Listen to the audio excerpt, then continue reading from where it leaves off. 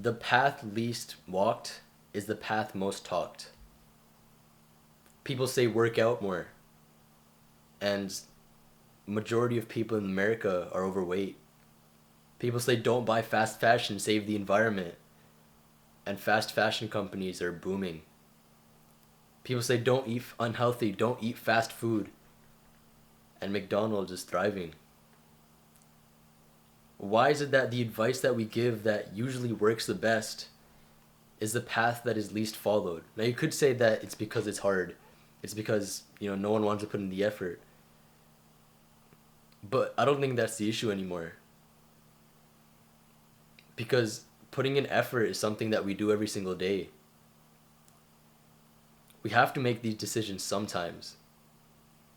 And it's not that we're lazy all the time. Because there are times when we go and then we actually do it for a bit, but then we stop. So what could be the reason? Maybe it's because this is considered cliche. It's been said so much that we've just numbed it in our minds. We've been told from the start of life, from our parents, to be nicer to others, to be kinder. It's just kind of been numbed in our head. We say to read more books from the start of our life. We're told to get more education. And yet, people rarely pursue anything outside of a bachelor's degree, even a master's.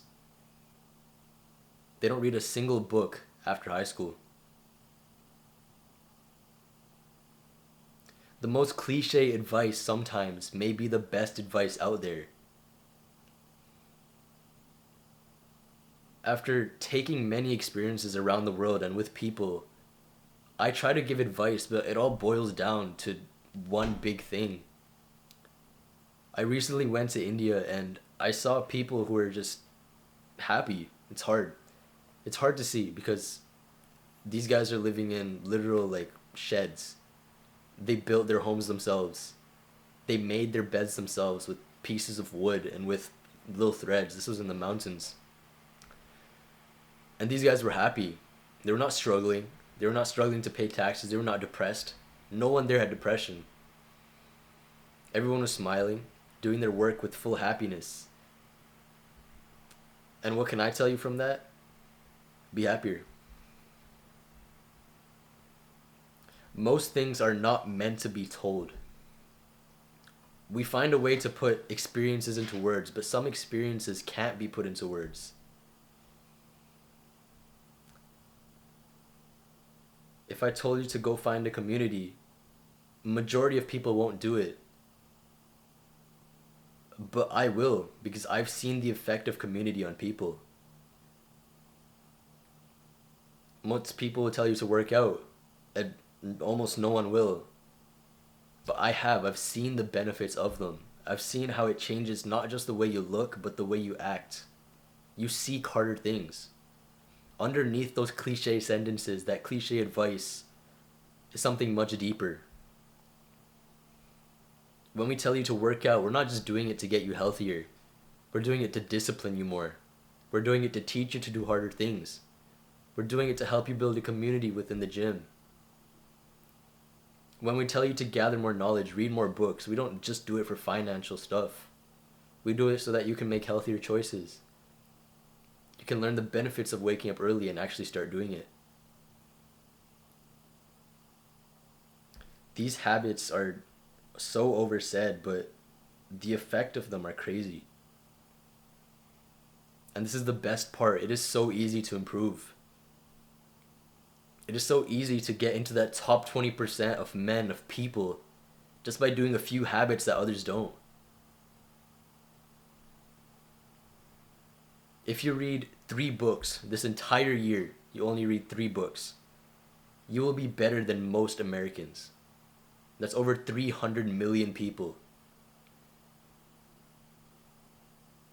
If you work out for longer than 2 months, you will be better than most Americans. 300 million people. Combine those two and you're getting even higher.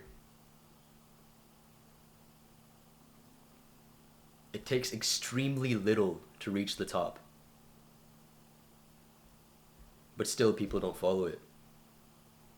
They go back to their old habits. They go back into binge watching TV and binge eating.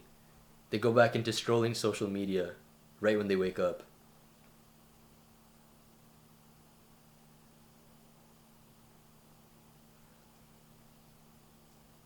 Every day this is getting easier. Every day there's a new person addicted to the modern social media, the modern video games. And every time you take yourself out of those addictions, you do something new, you improve yourself. You're improving over millions of people. You're winning the race by millions of people. You're going to get to financial freedom faster than millions of people.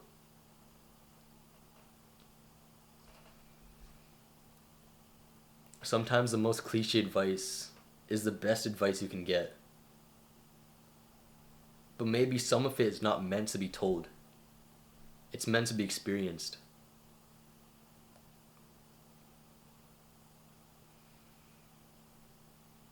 Talk to more people and see how that affects your mental health. See how that affects the way you work. Talk to more people and tell me how that changes your financial life, how it will get you richer. Eat healthier and show me how it makes you richer, because it will. It's all a chain.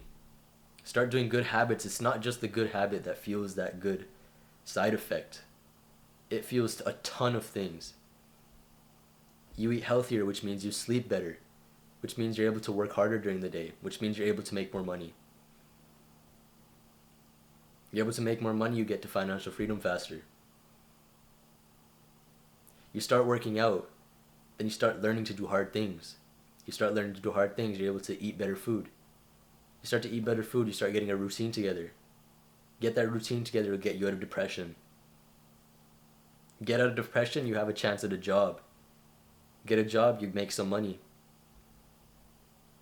Take that money and reinvest it, and you get rich.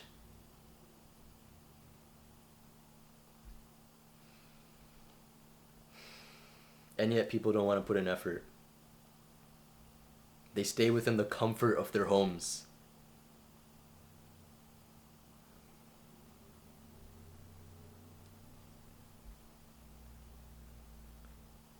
Follow the cliche advice.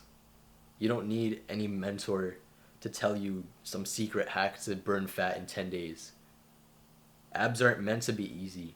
It's supposed to be hard to get them. It's supposed to be hard to get muscles. That's the point. If everybody had a six-pack, who would want one?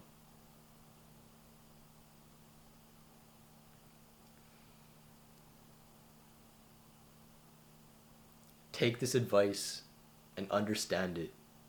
Don't just listen to it. It has a deeper meaning than what it just means. When I tell you to be nicer to people, when I tell you to smile more, be happier to others, I'm not just saying to do that individual thing. There's a whole story behind it, a whole plethora of experiences that have backed up that single statement. All of those experiences that a human has felt, these feelings that a human has felt, I'm telling that to you. That's the beauty of the internet. That's the beauty of the books. The things we have around us that were not there 20 years ago. Every day someone writes something, someone gives advice that may change your life. But you're looking in the wrong places. You're only a few clicks away, a few keyboard strokes away from changing your life. How to fix depression. How to start working out. That's all it takes. And you can become a completely different person. That small tree branch of keystrokes, that small Google search you did, small YouTube video you looked for, it branches out into a million different things. You make one option, you get two more. You get those two options, whichever one you choose, you get four of those. You get to choose from those four options. And you keep on advancing those options until you reach what you want to reach. Find out what you want. Take advice from those people who are there already, and you will get there. It's not about finding the perfect advice, looking for every single video you can find for motivation, some David Goggins, I don't even know, bro. Some compilation of David Goggins running to give you motivation.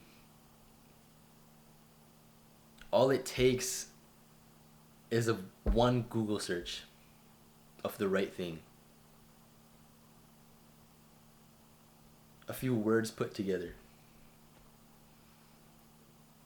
A few steps out of your door to go on that run. To run to the nearest library. To grab a book. To learn about money. To learn about physics. To learn about whatever you're in. To change your entire life. If Thomas Edison, the guy who invented the light bulb, didn't find that one particular filament, and he gave up right before that, where would we be today?